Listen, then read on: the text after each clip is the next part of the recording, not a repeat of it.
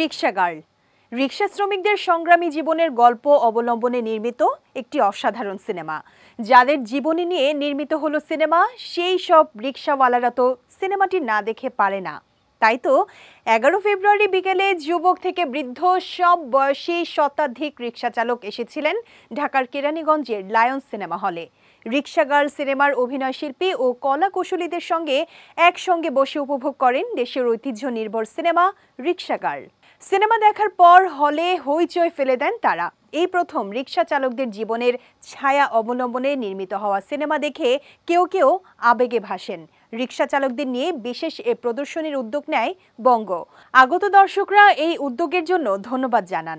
আমরা এত বছর ধরে গাড়ি চালাই, কিন্তু আমাদের জীবনে ফার্স্ট এই যে এইভাবে আমাদেরকে মুভিতে দাওয়াত হয়েছে দেখার জন্য।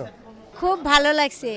আমরা যে এতগুলো ভাই বোন একত্রিত হয়েছি, আমরা তো কেউ কারো পরিচয় জানতাম না, কে যে রিক্সা চালাইতো কে চালাইতো না জানতাম না, কিন্তু সবাই একসাথে হয়ে বুঝতে পারলাম আমরা সবাই রিক্সাওয়ালা। রিক্সাটা আমাদের জীবনের সাথে একটা সম্পর্ক, রিক্সার সাথে আমাদের সাথে একটা সম্পর্ক।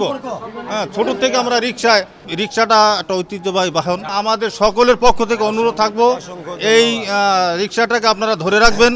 রিক্সা গার্লের বিশেষ স্ক্রিনিংয়ে উপস্থিত ছিলেন বঙ্গর chief content officer Mushfiqur Rahman, content head Ali Haider, সিনেমার কেন্দ্রীয় চরিত্রে অভিনয় করা নোভেরা সহ অনেকেই।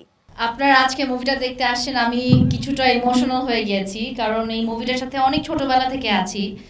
রাহেলা আপার মতো আরও অনেকজন আপার সাথে আমি ঘুরেছি, রিসার্চ করেছি, তাদের গল্পটা শুনেছি।